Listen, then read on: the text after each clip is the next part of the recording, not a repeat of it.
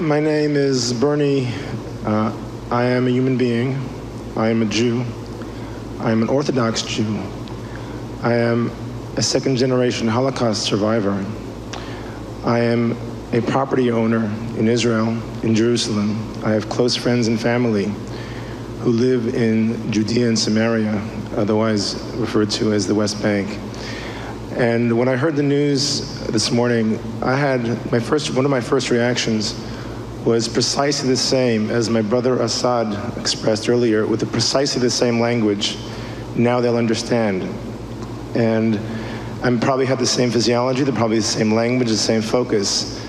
Although I don't work in the World Trade Center, frequently take the E-train into the Chambers Street, which goes under the World Trade Center, that massive shopping mall and train, which at exactly 10 to 9, just last week, I was running for a meeting, running late, and the probability of him being in that event was certainly higher. Listening to Assad and listening to the others, it suddenly occurred to me, it brings together people who took the same event and we gave it totally opposite meanings. One of the thoughts I had was that this same event that I am interpreting as this very horrible destruction, there are people in the world today, right this moment, who are celebrating at their success of pulling off an amazing logistical nightmare.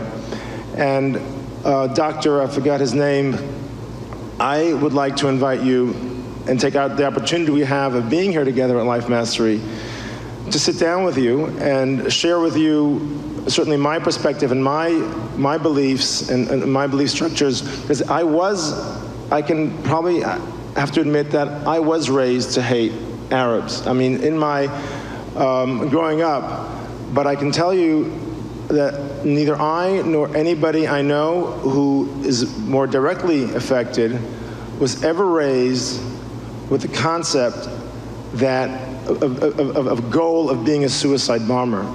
And I want to draw a distinction, and again, I invite you, obviously, because I know that you will see this from a different perspective, would like to invite you to have a dialogue, although it may not affect the rest of the world, but if we can discuss this as human beings in this context, then it demonstrates that there is hope for greater hotheads to even change their perspective.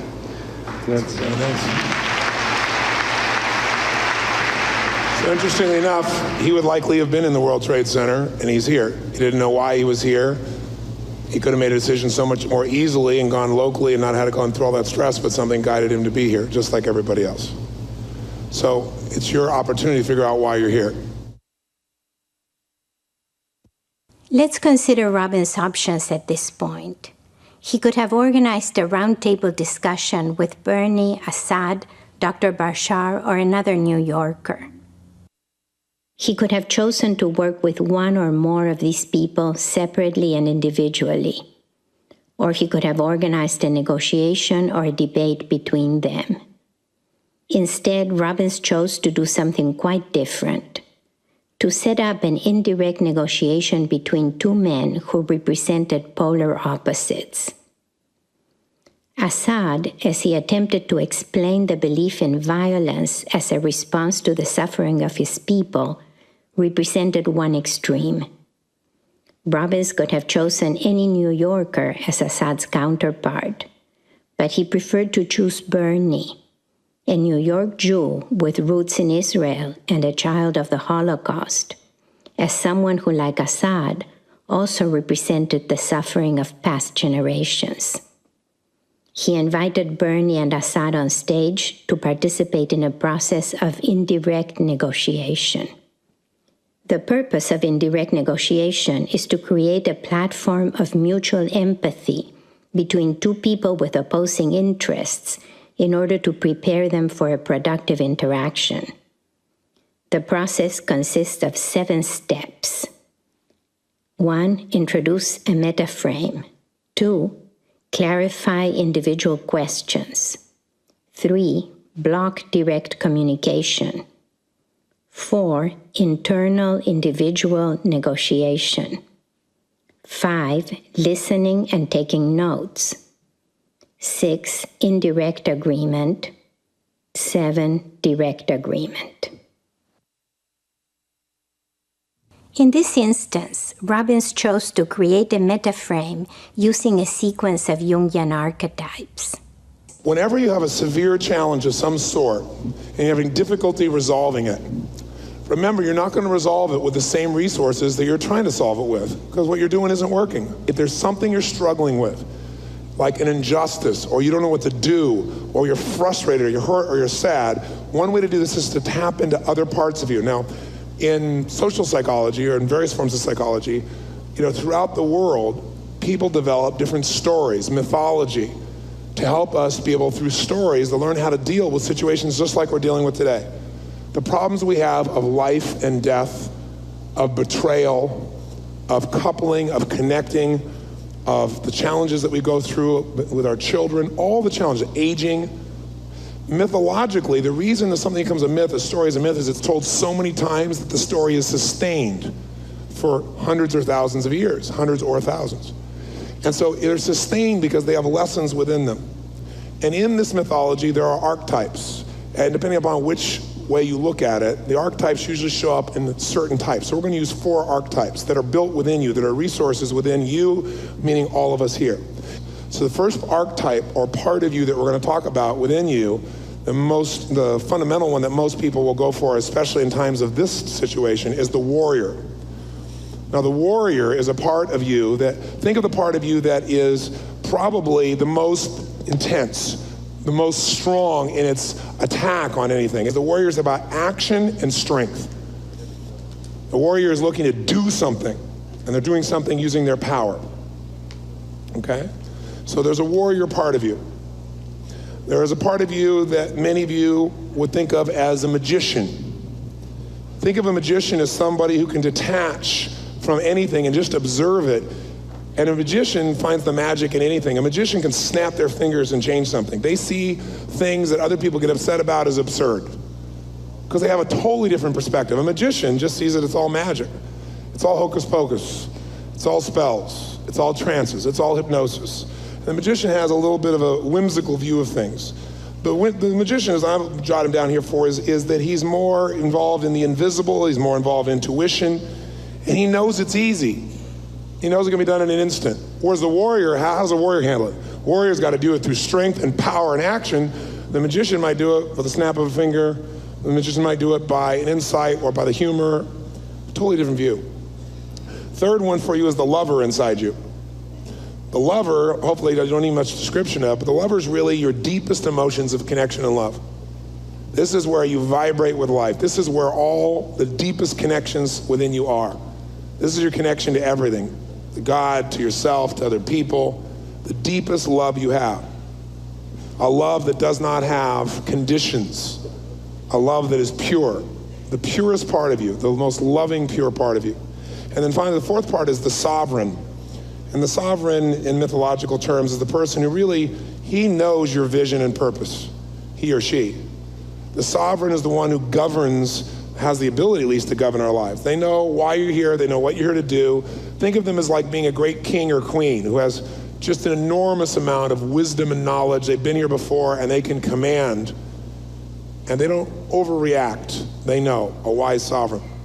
Now, all 4 of these parts are inside of everybody in this room, every single person here. However, they're not only in every part of us, but they're not always in balance. Sometimes who's running the whole show is the warrior. And so everything is reacted to with that kind of response. Sometimes who's always in charge is the lover. And if anyone is always in charge, it gets exhausted. It is important to understand 2 distinctions between the strategic archetype process and most other therapies that use archetypes. Robbins' archetypes work primarily as a sequence, which is more than the sum of the individual archetypes. Also, the strategic archetype process is solution-oriented, as it is used to seek answers to a specific question that will lead to specific decisions and behaviors. The strategic archetypes process is rooted in physiology, as the participants identify parts of their body that are associated with each archetype. The strategy of indirect negotiation harnesses the force of emotion, turning it into a strength that will bring about unity. Indirect negotiation operates on two levels, internally and interpersonally. Internally, the process begins with the second step of clarifying individual questions. The force that would have been directed towards an opponent is thereby directed inwards, towards a clarification of one's own values and emotional states. In other words, the negotiation must begin on the inside before it can be directed outwards. Each man will redefine his problem as a primary question to be answered within his own self during the internal negotiation. And let's turn your chairs facing each other. So what's the question that you want to resolve? Red microphone. There are so many things flooding, but I guess the primary question that I want to ask Assad is... No, it's the question I want you to ask yourself. This is a question I'm asking myself. Yes. Because here's what happens. As long as he wants to get Assad's answer, there's going to be some vested elements no matter how pure this man is, and he's a very pure man. And what you're going to do is you're going to capture as fast as you can. He's going to say, my lover, or we'll start out with my warrior probably. My warrior says, my warrior says. That's the phrase you're going to say in the answer to the question, and you're going to write down what he says. It'll be hard because if he's doing it well, he'll go fast. You're going to have to write as fast as you can, and hopefully you can read your writing afterwards. I'm getting you to this because I can't. I got symbols. Okay, so what's the question first? What's the thing you're struggling with that you'd like to resolve? That if you could resolve it, it creates pain for you, or anger for you, or frustration for you, or it's overwhelming for you, and you want to resolve it. The question I want to answer for myself in the context of today is this. I mean, anything you want, but I'd like to see it relating in the context. The question that I struggle with all the time is, what is the answer to the situation? Okay, what is the answer to what situation specifically? The escalating cycle of violence on both sides.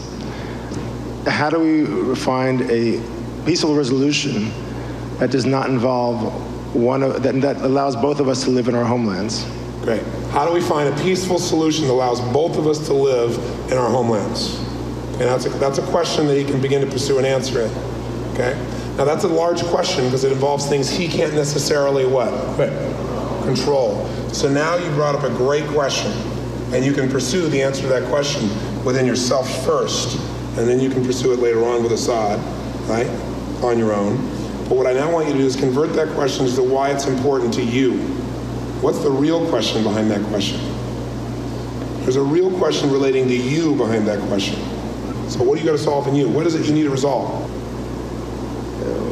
Resolving what my true feelings are. I mean, when I said, I sort of regret what I said earlier about, I was raised in hate, because I'm not sure it was raised, but I'm trying to resolve, what is it exactly that I feel, because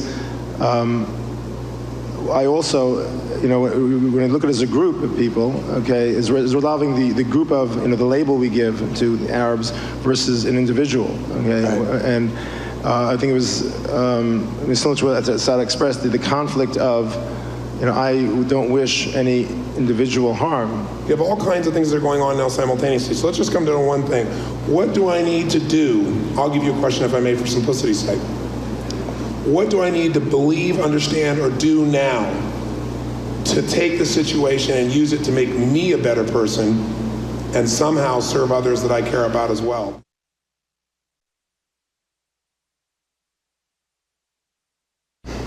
And make the sounds of your warrior. Do it again. Do it again. And then just say, my warrior says, and you say whatever pops in your mind, and don't filter it mentally, and keep that energy, keep feeling that energy. And I like to have you stand, because I think you'd be standing in a warrior state. Stand in that state, and just tell you, my warrior says, my warrior says, my warrior says. Go. My warrior says, wait. But no, my warrior, I'm not. Stay with your warrior. Watch me. Get the hell out of here. Come in here to your warrior. Make the sound again. Again. Stay here. What does your warrior say? That's a way to make yourself better today, now, in a way that'll make you better and long-term serve both Arabs and Israelis. Warrior says what? My warrior says, let's sit down. Stay there.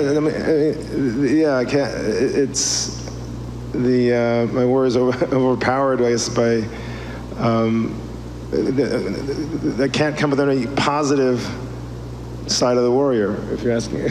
You can't come to a positive side of his warrior. I can't. If you're asking for a positive, how I will use that. That's right. I'm asking the warrior, not the dead warrior who's going to die because all he does is fight like a stupid ass. A warrior who has a purpose beyond fighting. A warrior who's really trying to serve a higher good. Not an asshole that was conditioned from youth. Not someone who lives in pain. A real warrior. Not a thug who calls himself a warrior so he can feel better about himself. A thug is out just to create violence because they felt violence themselves at one time or someone they cared about. That's a thug. A warrior has a higher purpose. In talking to Bernie, Robbins is talking to Assad. This is an indirect way of addressing Assad without engaging his sensitivity to domination. Robbins is also deliberately intense on Bernie in order to leave the option open of being hard on Assad. The warrior to sit down with the other warrior and from a position of from strength as warriors to talk, to actually do the planning side of what a warrior does. To change our focus, we must become someone we are not. At this moment, Robbins has positioned both Assad and Bernie to become another. The archetypes are imaginary entities that are used to bring out an alternative identity in each man. The process of internal negotiation begins for Bernie as he struggles to find his warrior. Assad's attention is intensely focused on Bernie as he must take notes of everything that Bernie says and so incorporates Bernie into himself. Is recognize how this experience can make you a better person, how you can share this with others, take the message to the world and make the message global. That's right. The warrior says, tell Tony to distribute the videotapes, the live video feed from these events, to make that message global.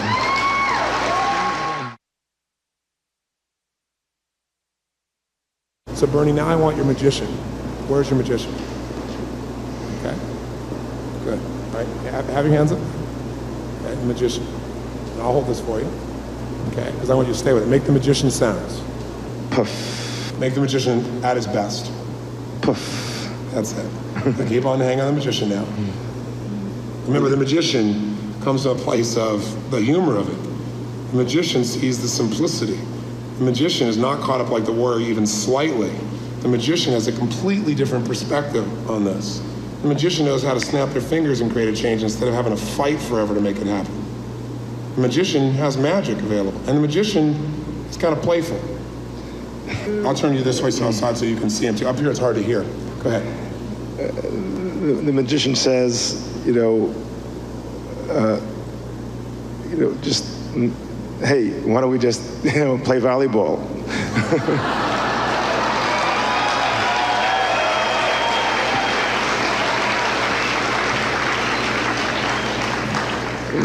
The magician says, hey, let's go sailing.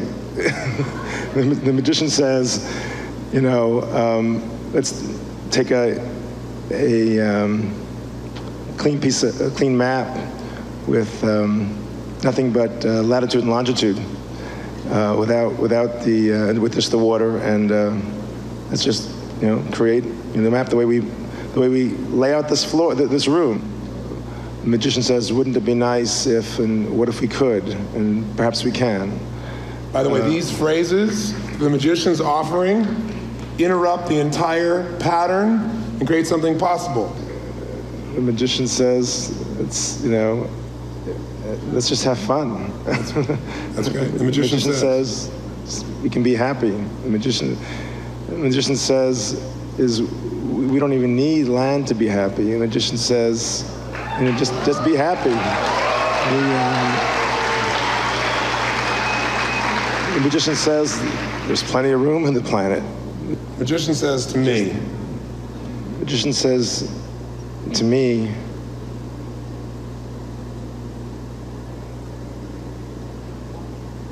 bring your kid up differently.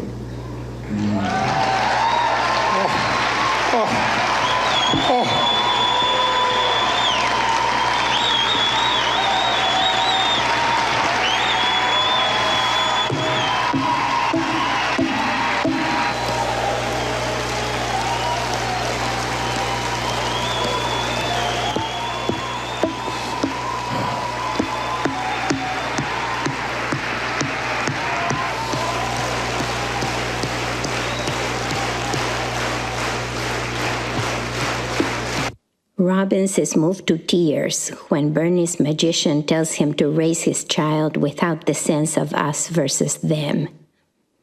Bernie's child, by the way, is still a month from being born. Bernie's commitment in relation to his unborn child is a commitment of the highest level and shows he is taking full responsibility for the meanings he creates. He does so without even needing the discussion he wanted with Assad. His conviction comes from within, and he doesn't need to get it from anyone else. How's that for an answer? That's where the problem is. And that's where the answer is. That's it. The magician is so wise. All right.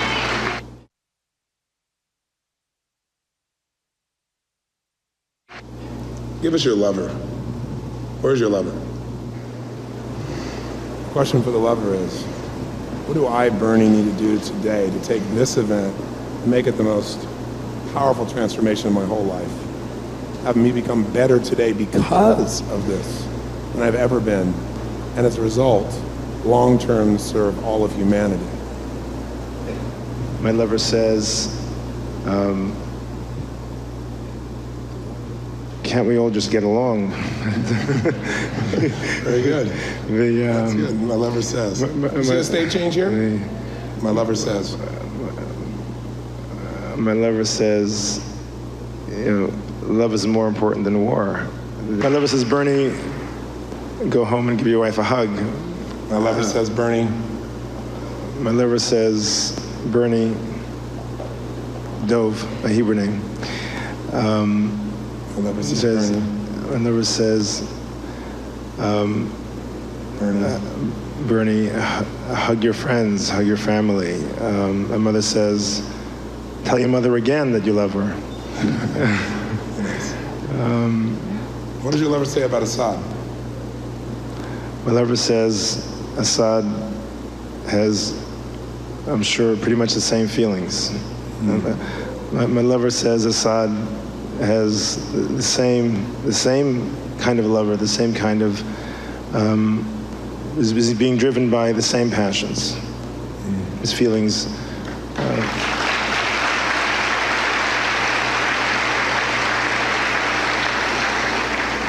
As the lover, Bernie quickly moves to the deepest level of loving and feeling loved.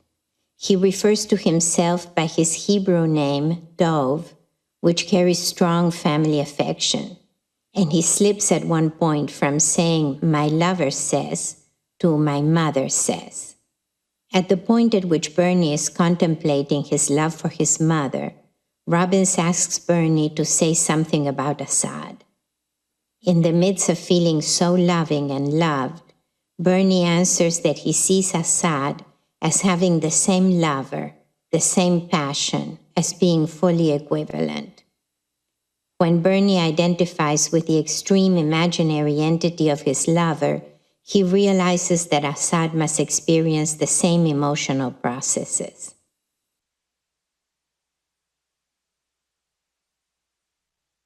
Where's your sovereign? There we go. Make the sounds of your sovereign, the king, the wise king, who knows what you're made for, who knows the road ahead. I understand. Good. Tell us, the king says to Bernie, we'll put one hand up here. The king wants control. The king says to Bernie, choose your words carefully. And the sovereign says, speak only after great thought. The sovereign says, choose your emotions with care. The sovereign says, choose your expressions. As the sovereign, Bernie recognizes that not only we can choose our words and our thoughts, but also our emotions. What's the question, Assad, that you want to resolve within yourself, or the conflict that you want to resolve within yourself? You said you came here with enormous frustration. I guess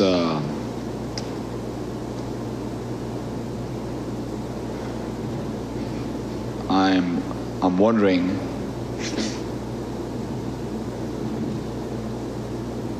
what is it that I feel that they're taking from me? Okay. That is making my life less. Okay. So what if we made the question, what is it that I've been focusing on that makes me believe someone is making me less? And what could I do today to no longer ever feel less again? Because that would resolve it then. Yes. Okay, does that work for you? Yes. Okay, great. I want you to stand up. And what I want you to do is, let's start with your warrior. Where's your warrior? From that place. Make the sounds of your warrior. Do it again. Do it again. Now, from your warrior, tell me the answer to this question. What is it that you believe they have been taking from you that makes you feel less? And what can you do today so that you no longer have to live in reaction and can become free forever? The warrior says, let's fight together. Who is he speaking of? The warrior says, who's to fight together? All of us, everyone. The warrior says, let's fight together in order to what? In order to do something new, to feel something new, to experience something different. And the warrior says we should fight together for what? For freedom. Of whom? Of our captured hearts and minds.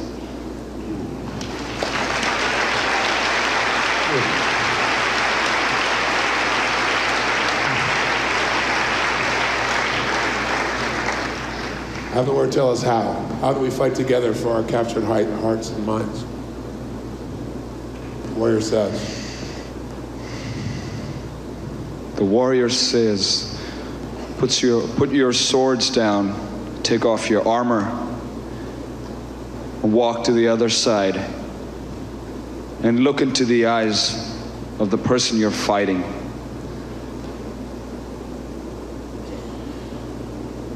And then give him a hug.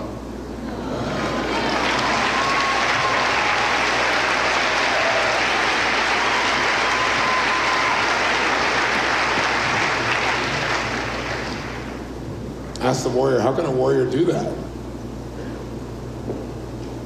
Ask the warrior, how can a warrior do that when they know so much pain has been induced?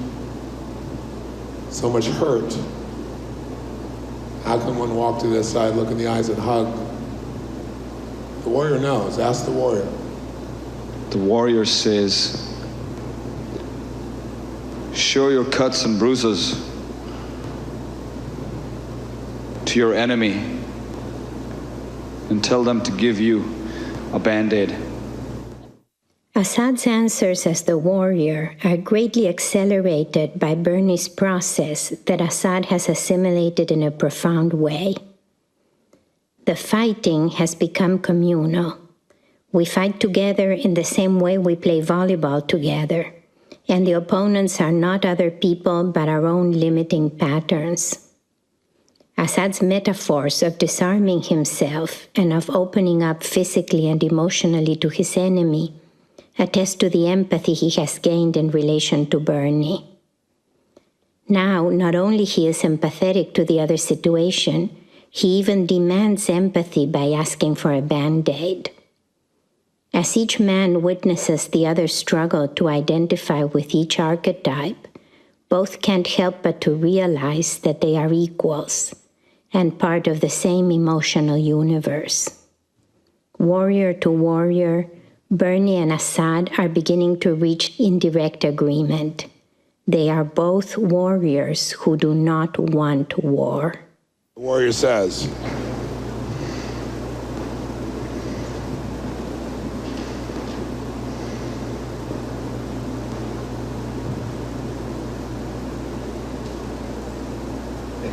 The warrior says, stop fighting and start healing.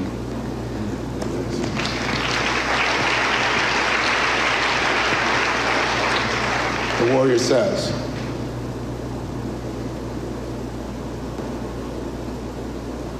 I'm tired. that's right, I'm tired.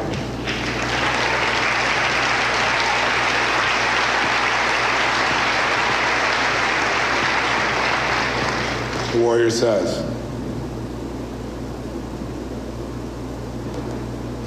The warrior says, I want to chill and have some olives.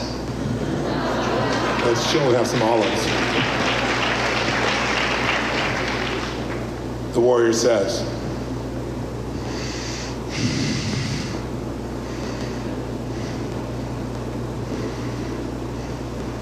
Warrior says, let's go climb some mountains and let's go cut some trees and let's go raft some rivers and swim some oceans. yes, those are things warriors were made to do, but they don't have much time for them, and all they do is fight. Warriors are people of action, people of courage. All those things are active use of the warrior in a courageous way that causes the warrior to face fear and to triumph. The purpose of the warrior is to find within you a greater level of inner strength, not to fight with others. This warrior clearly knows that. This is a mature warrior, not a dumb kid. A mature warrior understands that. The purpose of a warrior is to break through fear, which is the whole reason for war is fear. A true warrior breaks through fear. They do it by training themselves in other ways other than war. The warrior says, Assad.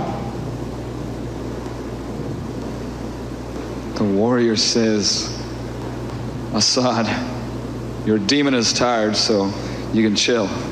Your demon's tired, so let's chill. The warrior says, Assad.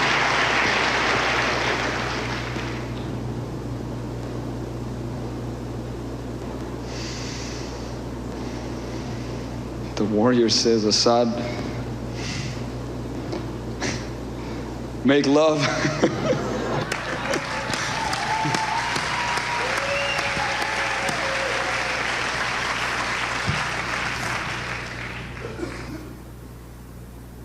Ask your warrior what he values most now, because he's matured, obviously. What does he value most now? The warrior says, I value. The warrior says, I value inner power. Inner power. The warrior says, I value. Joy. Very nice. Passion. Passion. Love. Desire. Courage.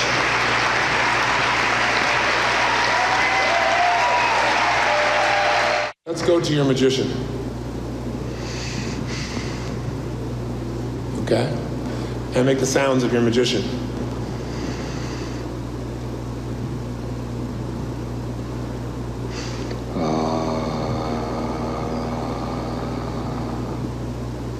Okay, make the sounds of your magician again.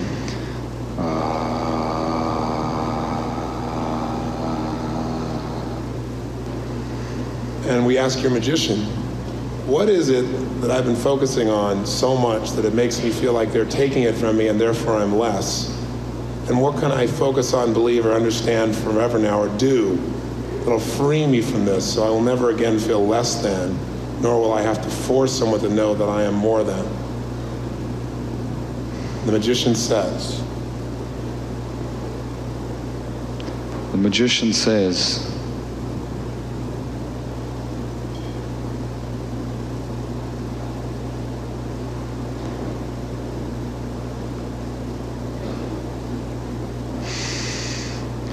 Remember the magician? See it in the blink of an eye. The magician is that part that sees the humor in it. The magician is a little impish fun. The magician can make a change in a second that someone else has to fight for.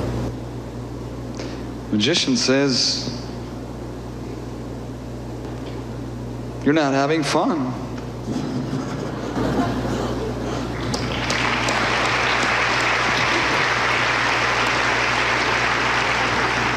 The magician says, you're not in love. The magician says, find the passion. Find the passion.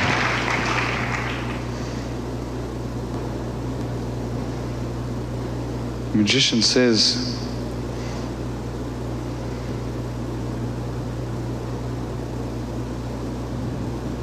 smell the flowers.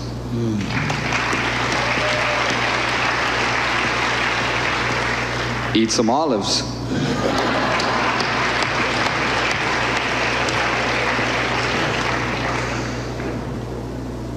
And volleyball is cool too.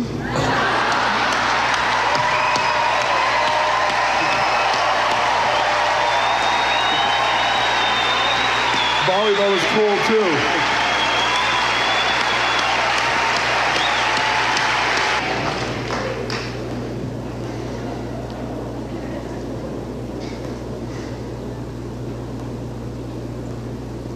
Magician says,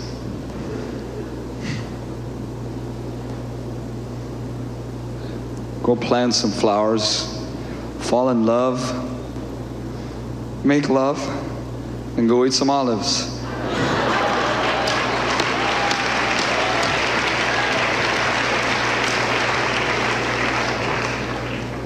The magician says, Assad. Magician says, Assad, just be a kid again. It's okay. It's cool.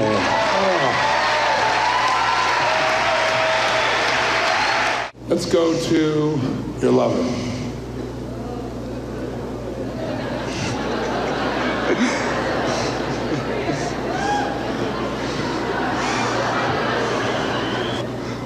Yeah, baby.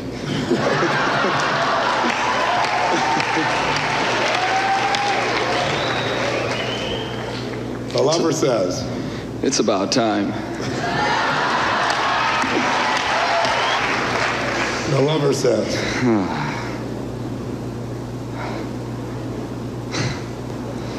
The lover says,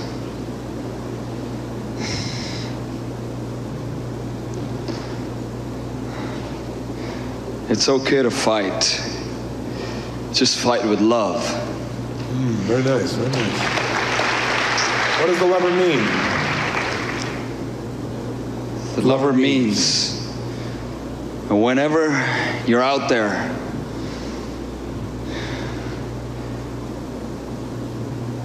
fighting the demons of your own limitations, do it with spirit, and do it with heart, and do it with love. Whoa.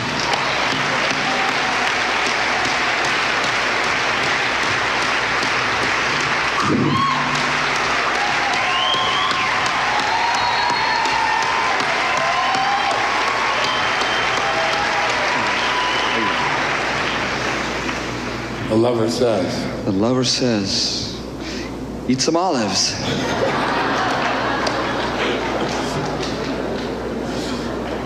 It must be peace food.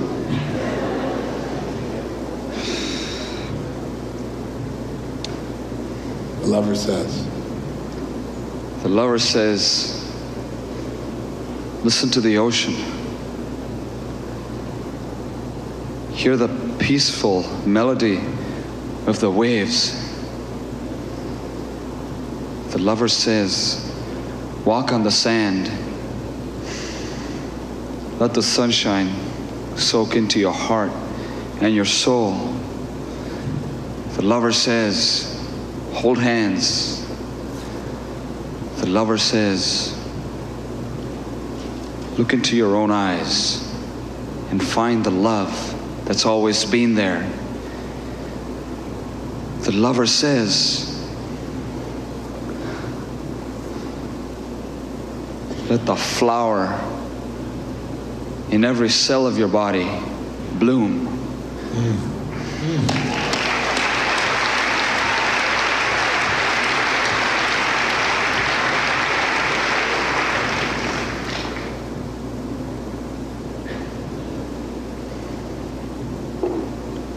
Lover says, volleyball is good.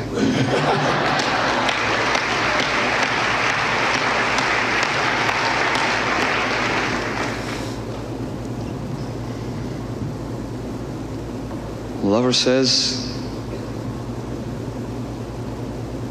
let's play, and then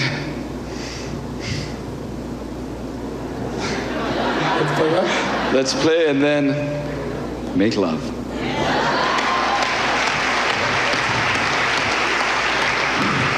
The lover says, Assad. Lover says, Assad.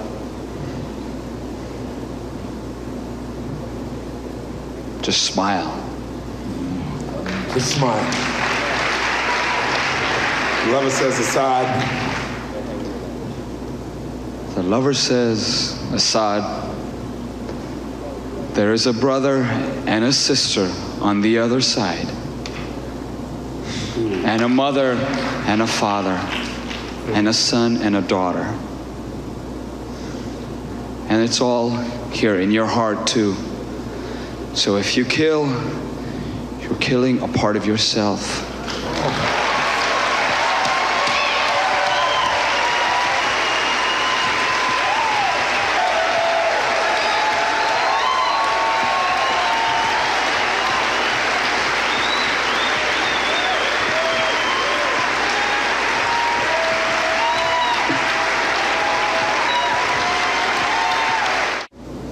Where is your sovereign? The sovereign says,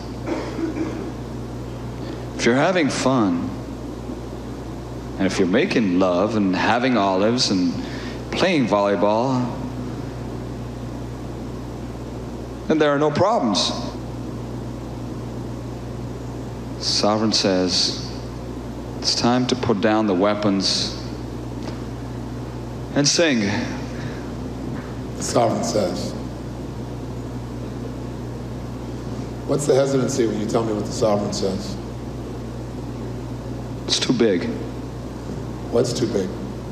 The sovereign's too big? It's too big for me. You're not big enough to be a king. Ask the magician what he thinks of that.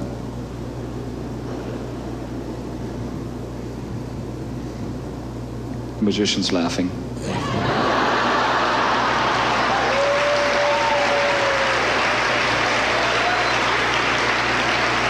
Ask the magician if this is you or not, if the sovereign is also you.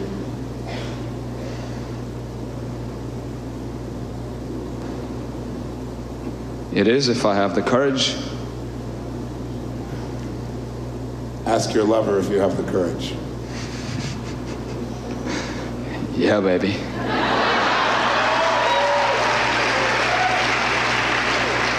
Ask your warrior if you have the courage.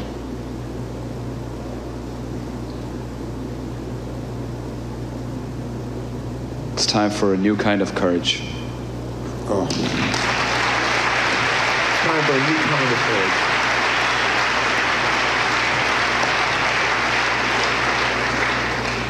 ask the three of them to take you personally and introduce you to the sovereign.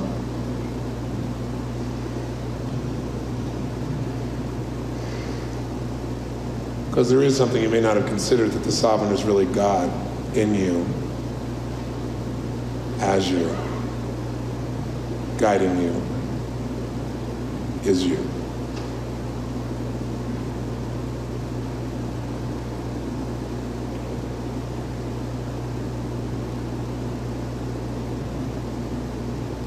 If that's not too big.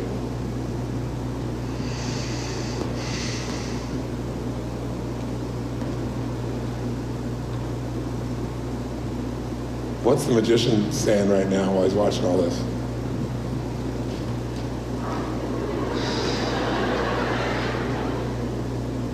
Magician's looking at his watch. He's saying it's about time. What's the lover saying right now?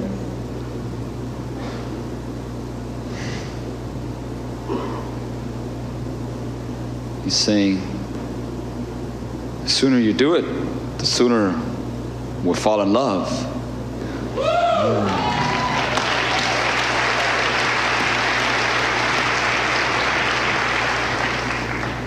What's the warrior say? Let's go have some fun. Go to the sovereign. Go to your sovereign. Is it you?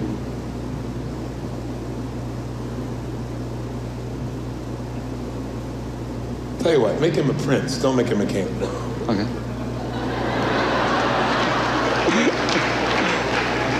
That you can do. Yes. Okay, make him a prince. All right. Sovereign says, Assad, never forget, always remember.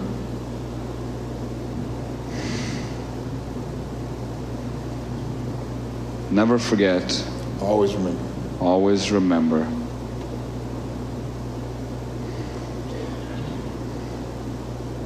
There's a mother and a sister and a father and a son and a daughter.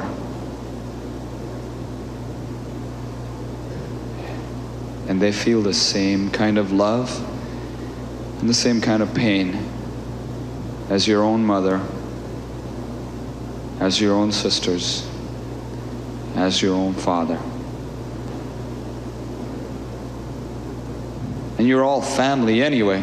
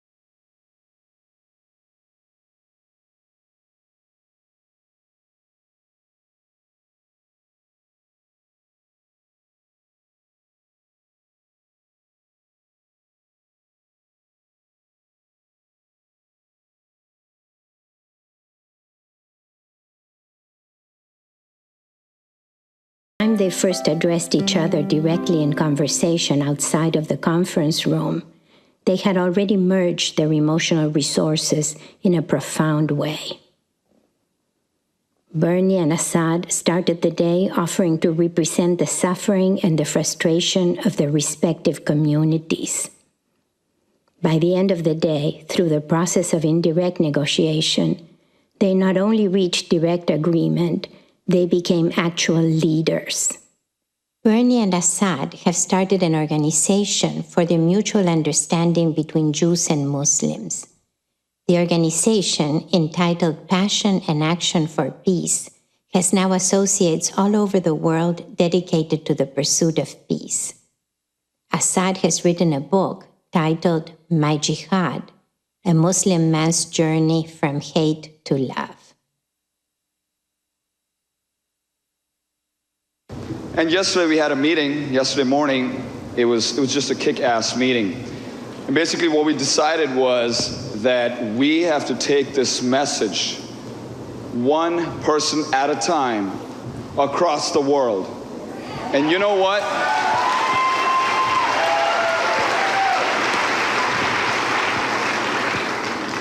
If we do that, if each one of us takes responsibility for what we feel inside here, it doesn't matter what governments think. It doesn't matter how many bombs they make. Nobody can ever change what you feel inside here, and there are not going to be any wars and none of that stuff, because we're going to decide what happens. And that's what we're planning on articles in newspapers and magazines, possibly a book, going into synagogues, mosques, and churches, schools, colleges, and talking to people. Every possible way that we can influence people one at a time, that's what we're going to do.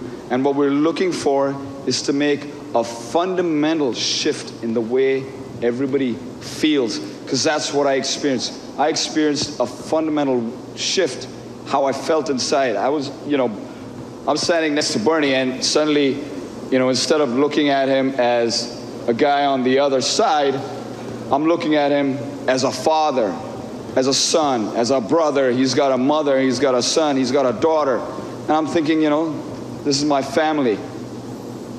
And now no matter what I feel,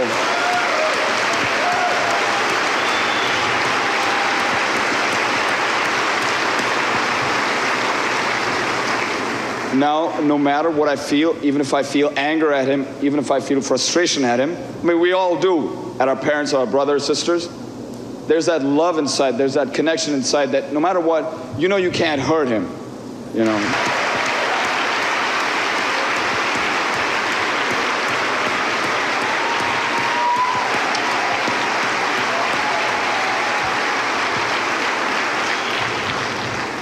So that's the outcome, to develop that conviction, that feeling inside here, so that you just have to look out for the other guy's good, no matter what anger, no matter what frustration you're feeling. And so what we came up with a lot of stuff, but one thing that I want to share with everybody is our incantation. That's it, incantation. And that is passion and action for peace. Ooh, that's right. Passion and action for peace. Passion and action for peace. Passion. I know there are many ways to share one's spiritual belief, but a prayer from each of you for everyone here. And I know that many of you have different belief structures, but I think we can appreciate the beauty of that prayer and take in the energy in which it's being sent. So let's have one from each of you.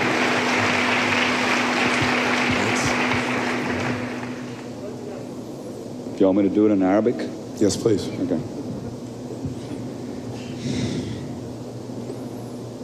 أعوذ بالله من الشيطان الرجيم بسم الله الرحمن الرحيم الحمد لله رب العالمين الرحمن الرحيم مالك يوم الدين إياك نعبد وإياك نستعين اهدنا الصراط المستقيم صراط الذين أنعمت عليهم غير المغضوب عليهم ولا الضالين الله أكبر.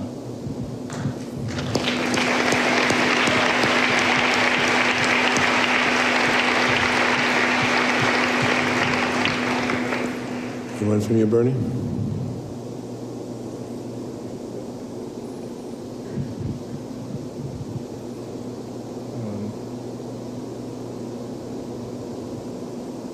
Kol haolam kulo gesher tzar miyod, gesher tzar miyod, gesher tzar miyod. Kol haolam kulo, the entire world is nothing but a very narrow bridge. It's a very narrow bridge. V'haikar